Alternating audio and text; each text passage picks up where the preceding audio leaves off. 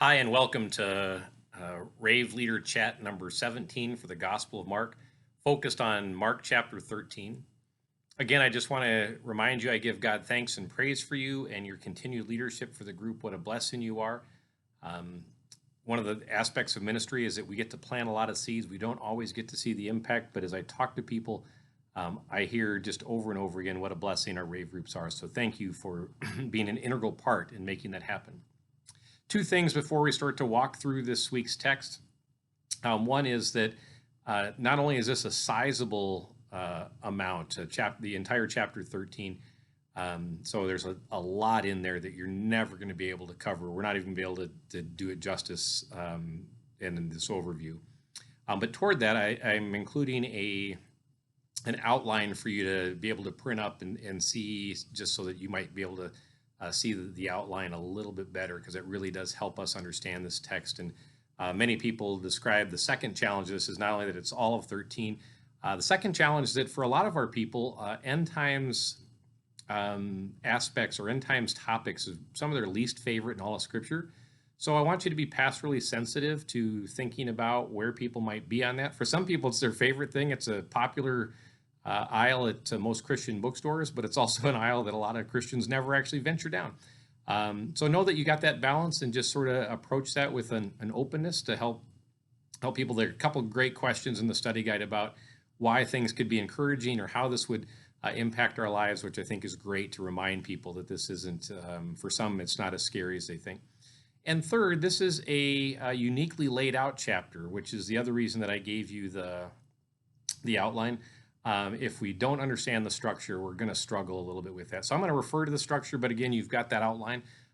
So this starts with Jesus and disciples looking over Jerusalem, kind of walking by, the disciples seeing all these wonderful buildings, and Jesus making the comment that the stones are going to be overturned, that one won't be on top of another. And that prompts them on the Mount of Olives. The next section is asking for a sign.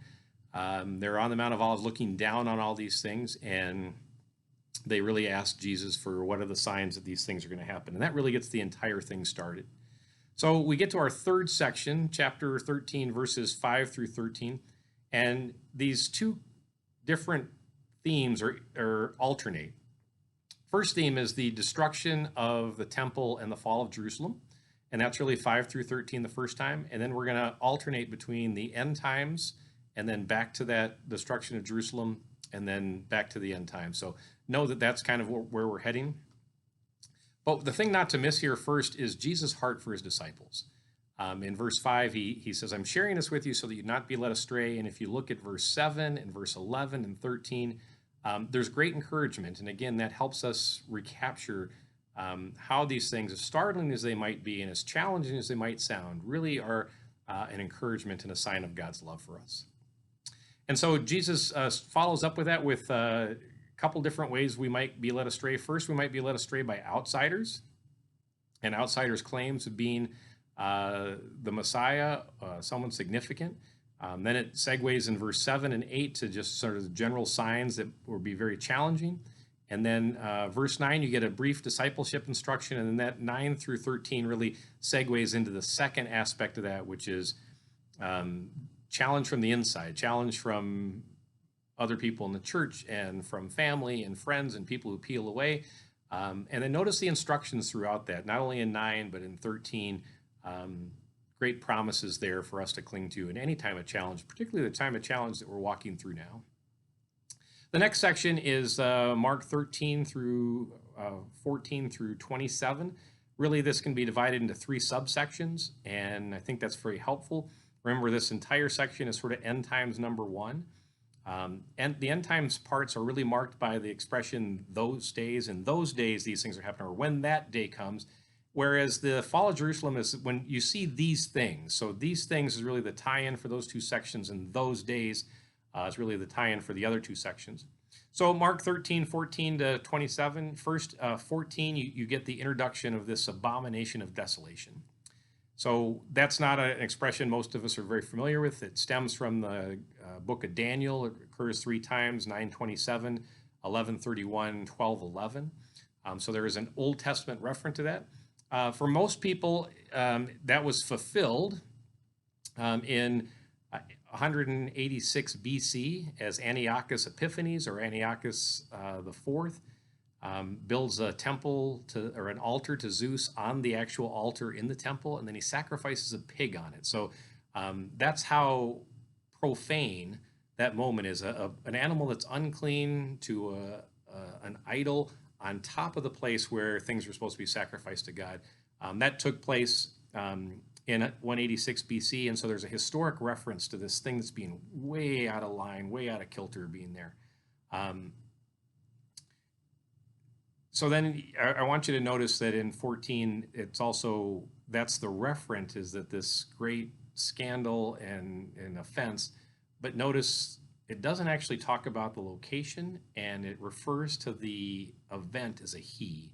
And so there's just Jesus' nuances. It doesn't give us everything that we would like on that, but he gives us enough to continue to remain watchful.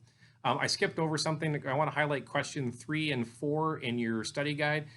3 really highlights the verses 9 through 13 insider challenge. Sort of part of it's the application of how this can be good news for them, and then how that can be good news for us. So those questions are great to sort of highlight that. Back to that next section, 14 through then 15 through 18 really describes sort of the challenge of what people are going to want to do when that comes. But then 19 through 23 really becomes season 1. So if 14 is this abomination of desolation, 19 through 23 comes the first season of this tribulation. And the tribulation is going to be much worse than anything that we've experienced before. It's going to be a very unique time. It might be similar to some of the challenges that go on during the destruction, that went on during the destruction of the temple and the persecution that existed then. But it's going to be even greater in magnitude. And so I think that's an important thing for us to kind of think about and wrestle with. But a couple things we should notice in that. One is that although it seems very out of control, God is in control, and God cuts this season short. And so we remember that even in the times of utter chaos, God is above it, God is in control, and God is sovereign. And second, that God cuts it short for the sake of his elect. And this is the only 3 times that the word elect appears in the Gospel of Mark. It's frequent that it sometimes appears during these end times predictions. But notice God's heart for his people. God's going to cut it short for them, and he has them in his heart and his mind. So that's a fantastic thing to remember. Season 1 then gives way to season 2. As bad as tribulation is, it's not the end.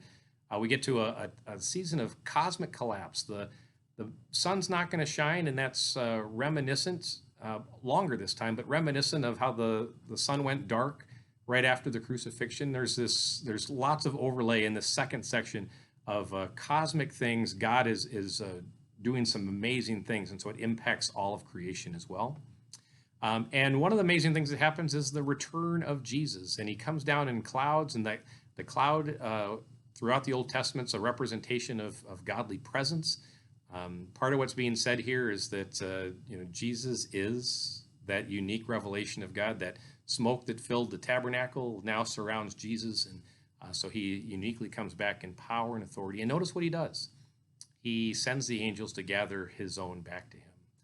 Once again, he is sovereign. Once again, his love for his people. They're not without help and hope. He knows them by name. He knows where they are. He sends them to get them, and he brings them back to himself. What a wonderful, comforting image. And that really gets to questions 7 and 8 in your study guide.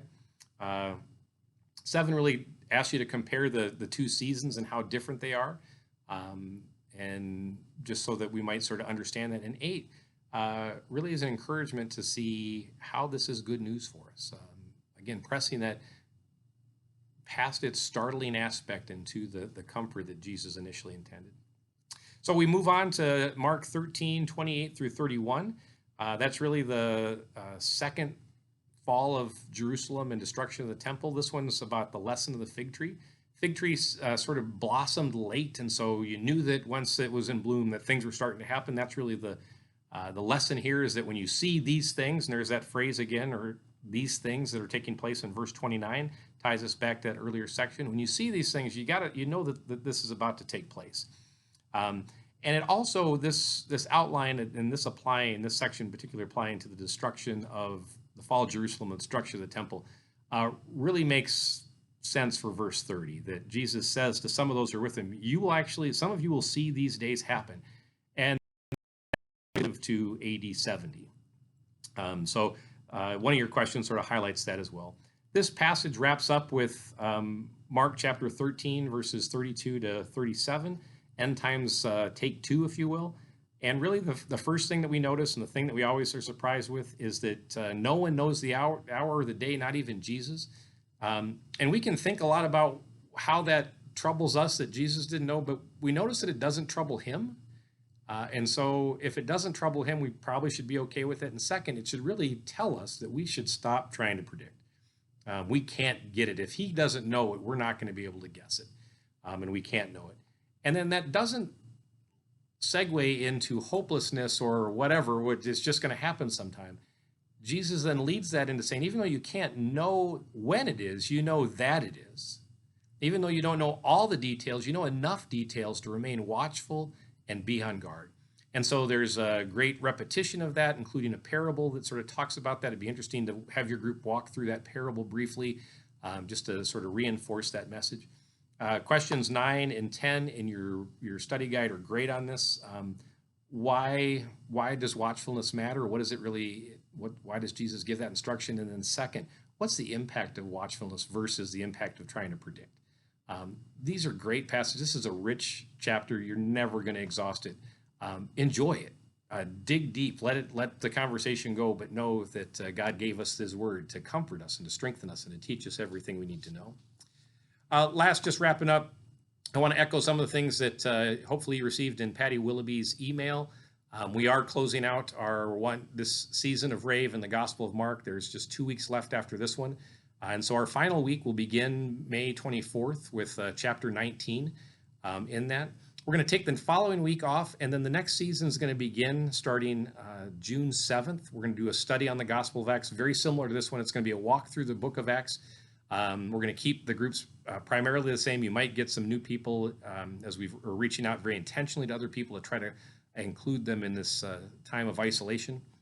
And then last, I just want to remind you that we're going to try to do a leader training Zoom call on June 2nd at 7 p.m. And I would love for all of you to participate. I just continue to rejoice in God's goodness, God's wonderful word, and the God's raising up of servants like you to continue to be a blessing to his church. Thanks.